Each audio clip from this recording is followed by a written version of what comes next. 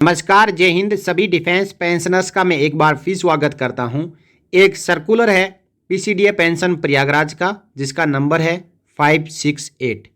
ये 13 अक्टूबर 2016 को जारी हुआ था। ये सर्कुलर पिछले 3-4 महीनों से बहुत ही चर्चा में है। यानी जब ये सर्कुलर आया अक्टूबर 2016 में, तब ये चर्चा का विषय जरूर बना था, लेकिन 2023 में ये सर्कुलर फिर से चर्चा में है। क्यों है कि जो 2016 से लेकर 17-18 तक पीसीडीए पेंशन प्रयागराज ने पेंशनर्स के खातों में इस सर्कुलर के तहत जो एरियर जमा किया, वो एरियर सभी डिफेंस पेंशनर्स को मिला या नहीं।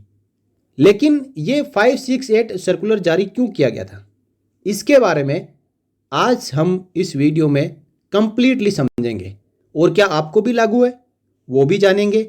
साथ ही साथ आर्मी, एयरफोर्स और नेवी, इन तीनों के लिए इस सर्कुलर के साथ में एक टेबल भी जारी करी गई है। उस टेबल के मुताबिक जो बेसिक रिवाइज किया गया था, D linking of 33 years qualifying service के बाद, क्या उस बेसिक के अनुसार आपकी भी पेंशन रिवाइज हुई है? ये सब बातें हम जानेंगे, इसलिए आप इस वीडियो को लास्ट तक जरूर देखें, वीडियो के साथ बने रहें। ये बात है 30 सितंबर 2016 की।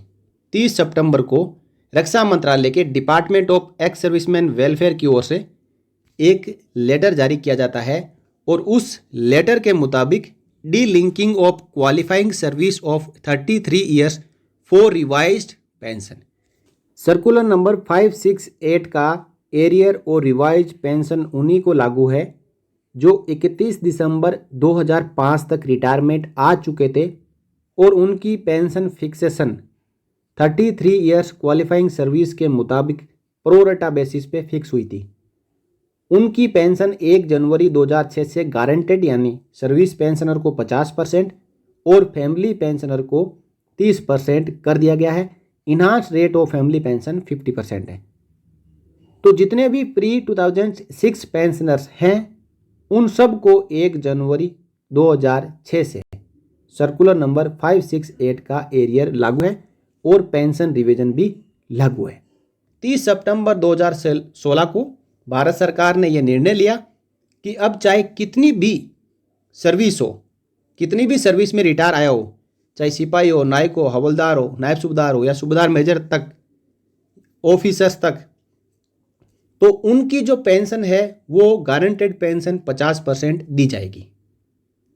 इसके बारे में पहले कई सर्कुलर जारी हुए, 547, 548, 549, 551, 554, 562 और 567।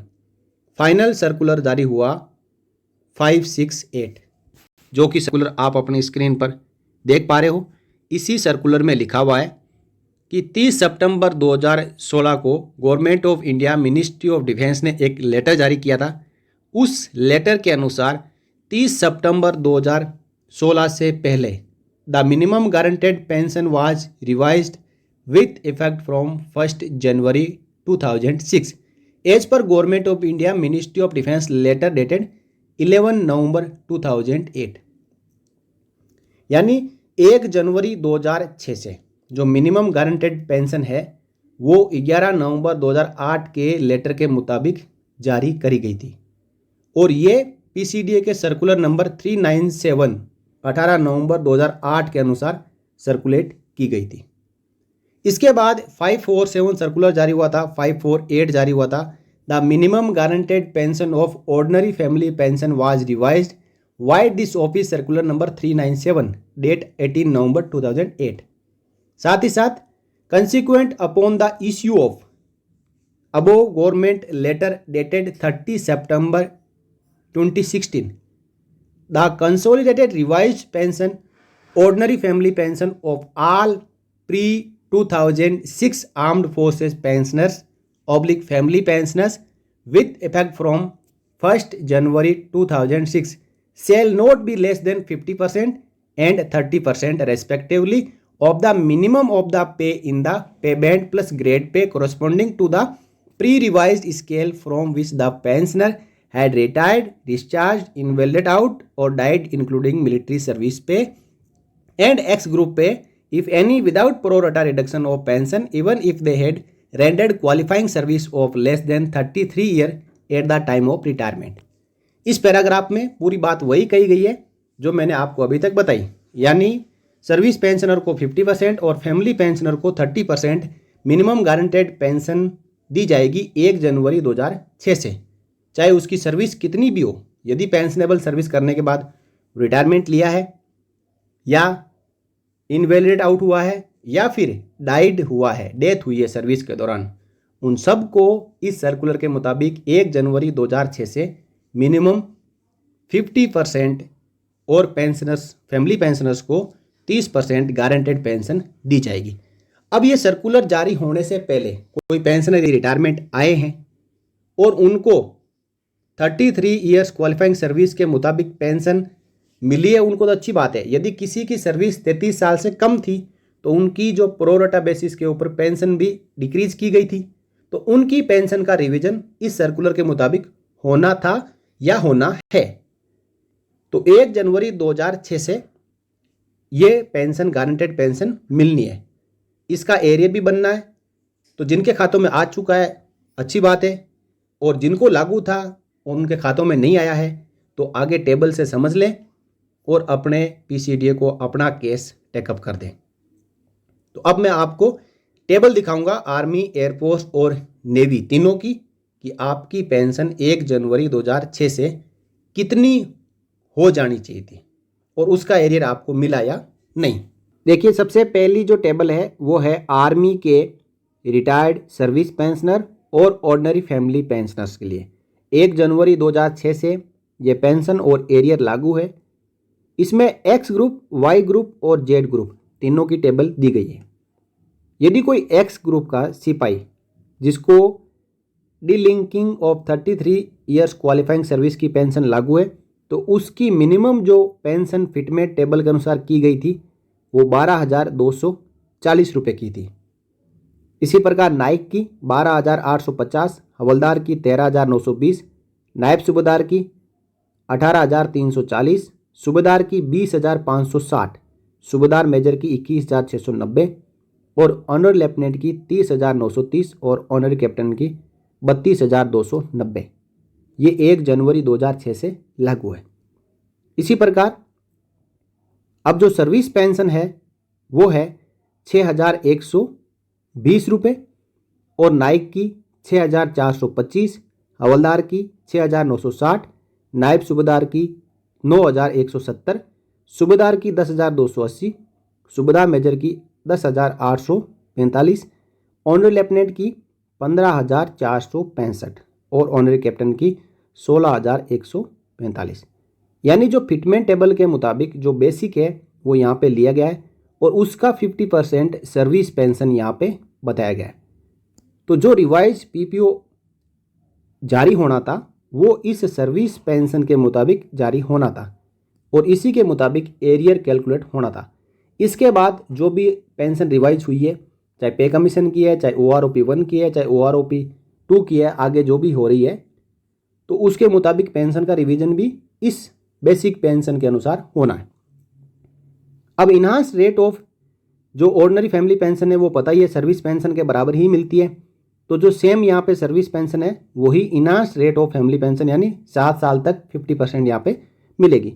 अब नॉर्मल रेट जो है 30%, तो जो बेसिक है उसका 30% यहाँ पे ले लिया गया है। 3,672, 3,855, 4,176, 5,502, इसी प्रकार आप देख सकते हैं ऑनरी कैप्टन तक का। तो ये टेबल है।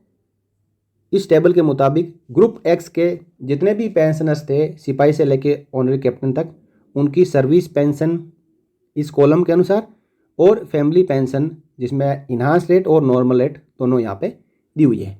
इसी प्रकार वाई ग्रुप और जेड ग्रुप का भी देख सकते हैं।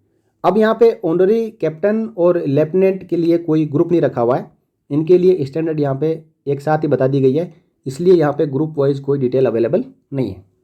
अब इसी प्रकार यदि वाई ग्रुप के सिपाही से लेके सूबेदार मेजर तक देखें तो सर्विस पेंशन 5,125, 5,520, 5,820, उसके बाद नायब सूबेदार का 8,330, सूबेदार का 9,440 और सूबेदार मेजर का 9,680। इसी के मुताबिक इनास रेट सेम, और उसी के बाद 30% जो फैमिली पेंशन है उसका कैलकुलेट करके यहाँ पे दिया हुआ है। अब मैं आपको फाइनली बताऊंगा जेड ग्रुप का, जिसमें सर्विस पेंशन होगी सिपाही की 4,940, नायक की 5,230, हवलदार की 5,525, नायब सूबेदार की 7,940, सूबेदार की 9,040 और सूबेदार मेजर की 9,540, और इनहांस रेट और नॉर्मल रेट साथ में दी हुई है जो आप यहाँ पे देख सकते हैं। तो इस प्रकार जो पेंशन है उसका रिवीजन होना था।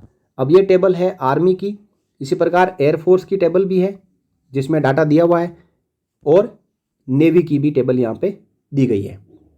अब इस लेटर की मैं PDF इस वीडियो के डिस्क्रिप्शन में डालूंगा, सभी डाउनलोड करके और अपनी अपनी पेंशन का रिवीजन देख सकते हैं। उसका एरियर आपके खाते में आया या नहीं आया आप चेक कर सकते हैं, और यदि आपको लगता है कि मेरा एरियर क्रेडिट नहीं हुआ है तो आप PCDA को CP ग्राम के जरिए या स्पर्श के जरिए या किसी भी मोड से आप शिकायत भेज सकते हैं।